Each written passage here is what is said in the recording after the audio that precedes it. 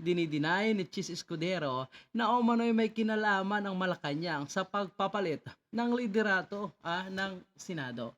So obviously, alam naman po natin na kahit i-deny niya, syempre Malacanang po ang gumawa ng paraan para mapalitan po itong si Suvere.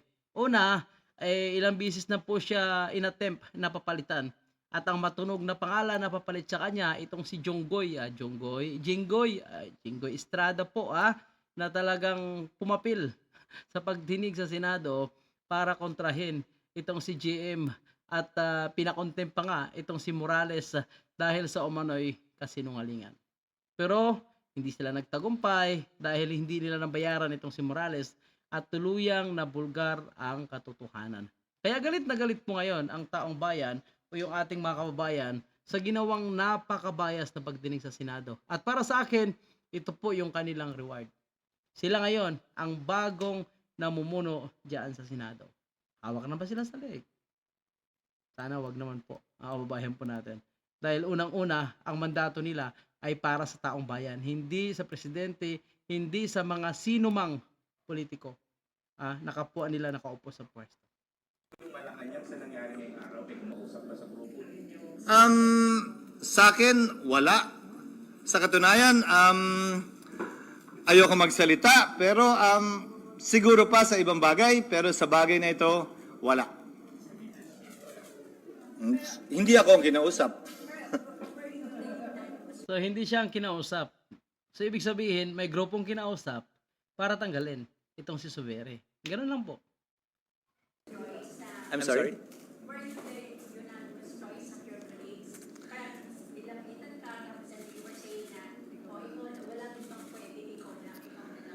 Ulitin ko, sa dulo, kung sino man ang may kumpiyansa ng 13, hindi na para sa akin ay kwento yung proseso sa puntong ito dahil gusto na namin umabante mula dito. At hindi pa para pag-usapan, diskusyonan, debatihan, at buhusan pa ika nga ng asin.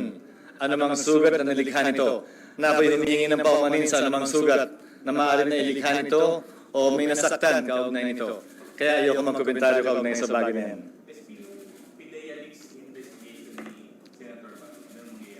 Hindi ko na natapos yung hearing niya, so hindi ko alam kung anong sinabi niya o kapasahan niya. Ang sinabi ko kay Senator Bato, nung ako'y nag-attend ng hearing, kung maalala niyo, ang motu proprio ay limitado sa kapag naka-recess ang... So ito po mga kababayan po natin ngayong na-contempt na po itong si Jonathan Morales.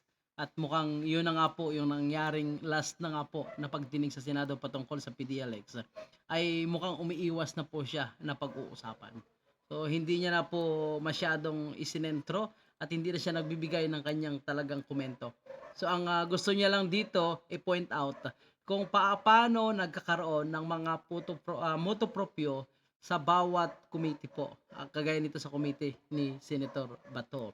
So ganun pa man mga kababayan po natin, alam po natin na bias itong si Escudero pagdating sa pagdinig ng PDEA documents. At sila po ay talagang nagplano para ito sana ay hindi matutuloy. Ngunit hindi nila kayang utusan itong si Senator Bato na medyo lumambot dahil nga po nako-corner na po siya at halos pinagkakaisahan na po itong si Senator Bato.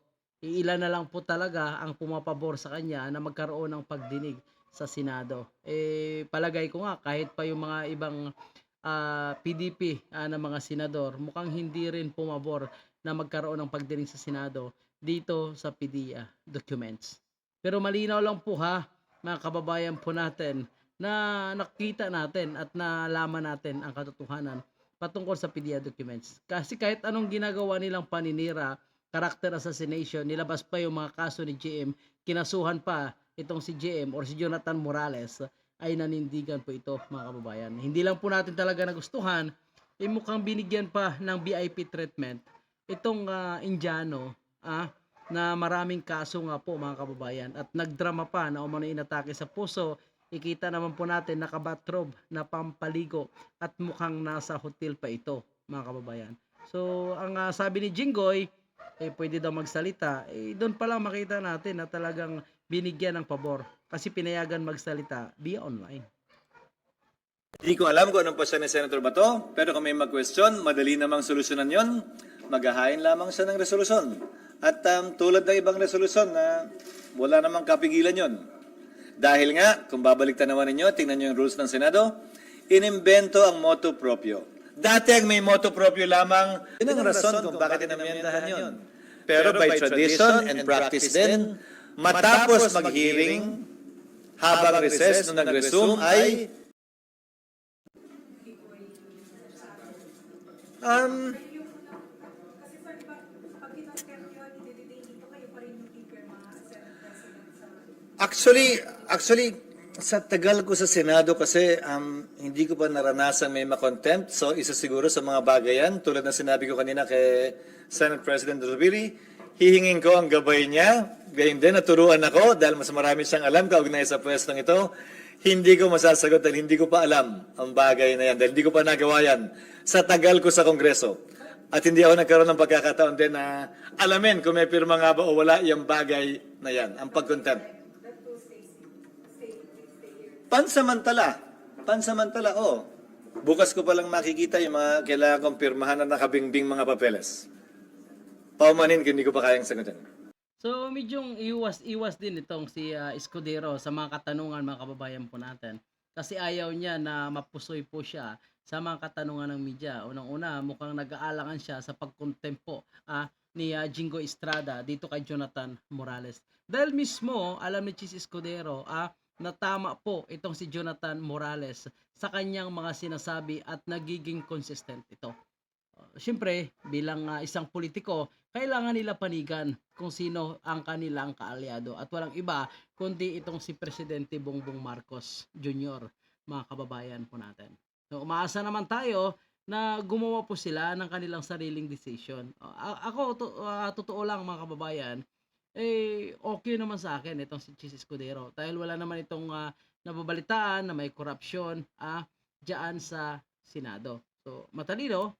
Ang tanong lang, kaya niya bang pamunuan ang Senado? Kaya niya bang panindigan na mayroong independent body po na tinatawag ang Senado at hindi basta-basta magiging sunod-sunuran lamang diyan sa kay Tambaloslos at sa ating presidente? Ano kaya ang mangyayari sa Chacha? Itutuloy pa kaya? So yan po yung isa sa ating dapat pakaabangan mga kababayan po natin. Dahil isa sa binabatikos po ng hakbang ng maisog at lalong-lalo na po itong si Tatay Digong ay itong Chacha, itong charter change kung saan posibleng isasalpak nila itong term extension ng mga pangulo o ng presidente at ng ilan pang matataas na posisyon sa ating gobyerno, which is posibleng tuloy-tuloy po yung kanilang pagiging pinuno o tuloy-tuloy po yung kanilang pagmamanage ng ating bansa, which is hindi po natin pinapaboran yan mga kababayan po natin. So ika nga, dapat tapusin na itong 6 na taon. Pagkatapos ng 6 na taon, magpahinga na siya at ibigay naman kung sino ang gustong iboto ng taong bayan na mamumuno sa ating bansa. Siyempre, hindi kasama dyan si Tambaloslos. Nako po. 0.00% lang ata ang kanyang mga survey. Yan na po yung ating update mga kababayan at maraming salamat po. Kita-kits po tayo sa ating mga panibagong update. God bless.